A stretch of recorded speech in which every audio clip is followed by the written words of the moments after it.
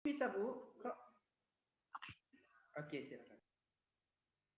Assalamualaikum warahmatullahi wabarakatuh. Waalaikumsalam warahmatullahi wabarakatuh, Ibu. Iya, puja dan Assalamualaikum puji. warahmatullahi wabarakatuh.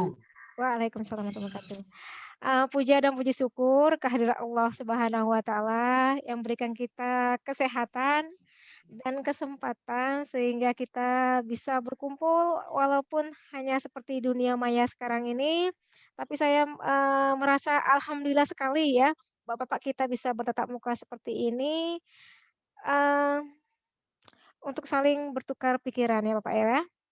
Oke, topik hari ini adalah pendidikan yang memerdekakan.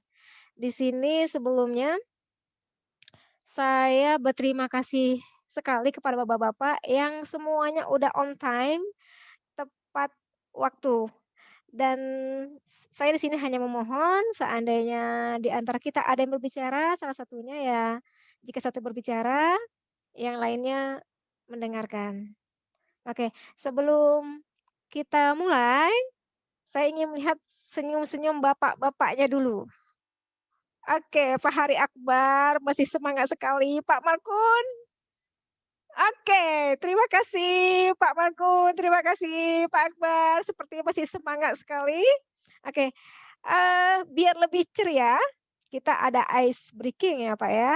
Oke, ice breaking-nya adalah ikuti apa yang saya katakan.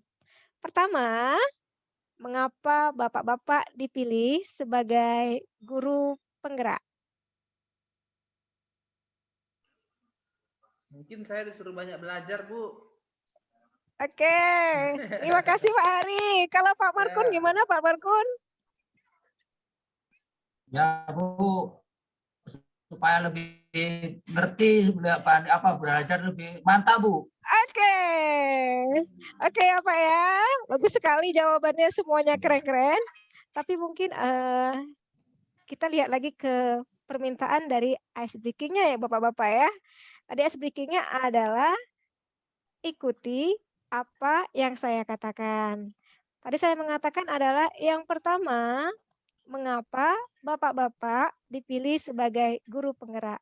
Jadi sebenarnya jawabannya adalah mengapa bapak-bapak dipilih sebagai guru penggerak. Oke. Oke, untuk menghemat waktu yang hanya 20 menit, kita langsung ke topik ya Bapak-bapak ya. Topik kita hari ini adalah pendidikan yang memerdekakan. Tapi saya ingatkan sekali lagi, saya bukan ahlinya, saya bukan orang terpintar. Di sini kita sama-sama bertukar pikiran, sama-sama bertukar pendapat dan saling sharing lah di sini. Jadi tidak ada yang lebih, tidak ada yang kurang. Oke ya. Kita ke slide.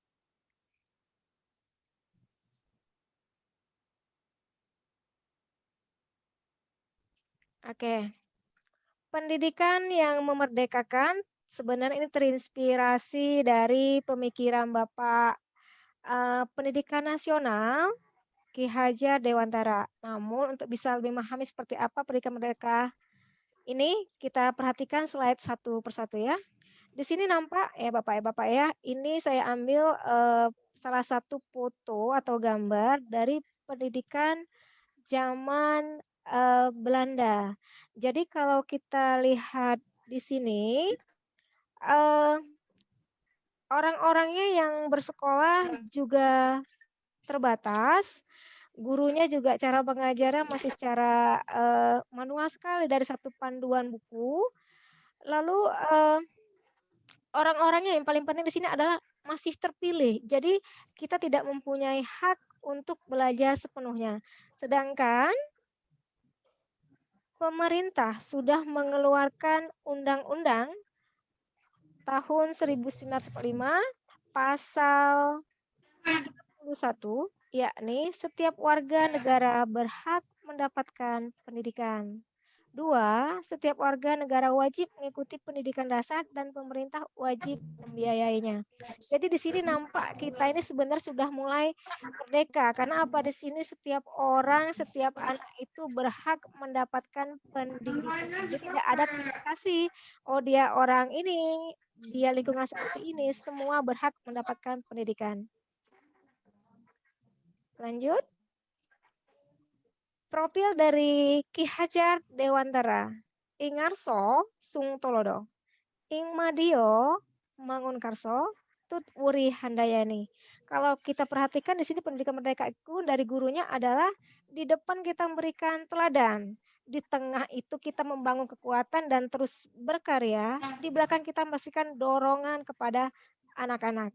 Itulah dimasuk salah satunya yang dimaksud dengan pendidikan yang memerdekakan. Hakikat merdeka belajar menurut Menteri Pendidikan dan Kebudayaan Bapak Nadiem Makarim mengatakan, kebijakan merdeka belajar memberi kemerdekaan setiap unit pendidikan untuk berinovasi.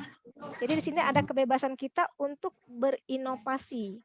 Konsep ini harus menyesuaikan dengan kondisi di mana proses belajar mengajar berjalan. Jadi kita melihat sisi budayanya, kearifan lokalnya, sosial ekonominya maupun infrastruktur dari daerah masing-masing.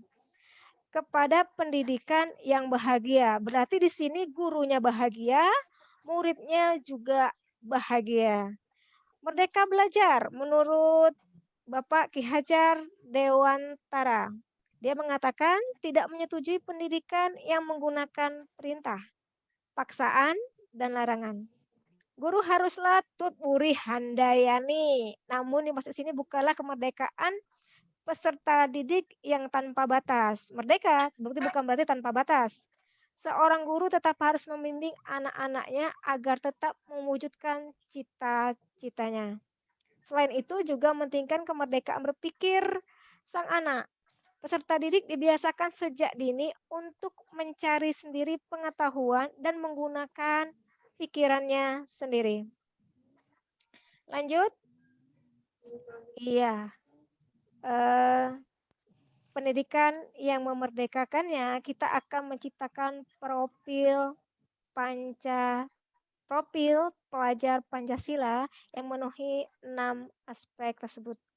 Beriman, berkebinekaan tunggal ika, berkebinekaan global, bergotong royong, kreatif, bernalar kritis, dan mandiri. Dan ini sudah dibahas ya sebagian oleh bapak-bapak. Lanjut. Nah, di sini pernah nggak kita bapak-bapak mungkin pernah berpikir ya, kenapa peserta didik mengalami kesulitan saat mengerjakan tugas yang harusnya sudah dikuasai olehnya. Mengapa hal itu terjadi? Bapak sampai di sini bisa dipahami atau mungkin saya kecepatan ya Bapak-bapak ya? Bu, bisa dipahami Bu. Gimana Pak Markun? Aman. Ya Bu, enggak. Aman, oke. Bu, lanjut Bu. Lanjut. Ya. Menjawab yang tadi di sini ya kita memang memiliki banyak faktor. Salah satunya permasalahan kita di sini adalah level atau tingkat capaian atau kemampuan dari peserta didik tersebut yang belum tepat dengan capaian belajar yang diharapkan. Ya, pembelajaran tepat untuk peserta didik harus sesuaikan dengan tingkat kemampuan dari peserta didik tersebut.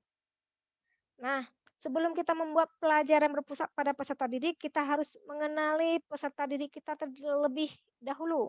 Kita bisa mengenali potensinya, karakternya, kebutuhannya, terus kebiasaan anak kita seperti apa. Jadi dengan kita mengenal anak didik, kita lebih mudah ya Pak untuk bersosialisasi dengan mereka dan memberikan pendidikan yang sesuai dengan karakternya. Iya, catatannya adalah ingat bahwa semua anak itu unik. Jadi tidak ada namanya anak itu bodoh. Karena apa? Semua anak punya kelebihan masing-masing di bidangnya.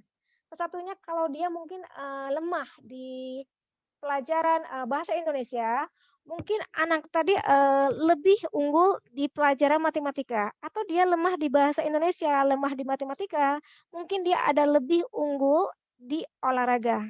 Jadi tidak bisa dikatakan anak itu bodoh. Jadi kita lebih mengenal potensi anak. Ya, sampai di sini kira-kira Bapak-bapak ada ingin dipertanyakan? Aman, Bu, aman. Aman, Oke. Bu. Lanjut. Lanjut ya, kalau begitu sebagai penutupnya, Bapak-bapak, saya ingin ajukan satu pertanyaan aja sebagai penutup kita. Menurut Bapak, apa yang menarik dari pendidikan yang memerdekakan ini? Silakan, mungkin dimulai dari Pak Markun atau Pak Hari. Bu. Silakan Pak Markun. Siswanya bebas berpikir, Bu. Iya, lanjut Pak Markun. Siswanya bebas berpikir. Iya. Misalnya dia itu yang ahli misalnya olahraga, teruskan ke olahraga. Iya. Dan itu aja, Bu. Cukup, Bu. Oke, Pak Markun. Pak Hari, silakan Pak Hari. Mungkin bisa berikan pendapatnya. Mungkin lebih memberikan kebebasan kepada siswa untuk dapat menuju minat dan bakatnya sesuai dengan apa yang diharapkan oleh profil Pancasila sih, Bu. Mungkin seperti itu ya. Oke. Belajar sesuai minat dan bakatnya, tidak ada tekanan dari manapun. Oke, Bapak-bapak semuanya hebat. Oke ya, karena tidak ada sampai di sini tidak pertanyaan lagi. Saya di sini sebagai penyampai memohon maaf yang sebesar-besarnya kepada Bapak-bapak. Dengan segala kekurangan hati di sini saya bukan guru, tapi kita di sini sama-sama belajar, sama-sama sharing untuk meningkatkan dunia pendidikan. Terima kasih Bapak-bapak atas waktunya. Assalamualaikum warahmatullahi wabarakatuh. Waalaikumsalam warahmatullahi wabarakatuh, Bu. Pak. Oke, Pak Hari, gimana lagi? Pak Ari suaranya nggak dapat. Recordingnya matikan, Bu, yang di atas itu, Bu. Udah dimatiin. Recordnya oh ini. Oke.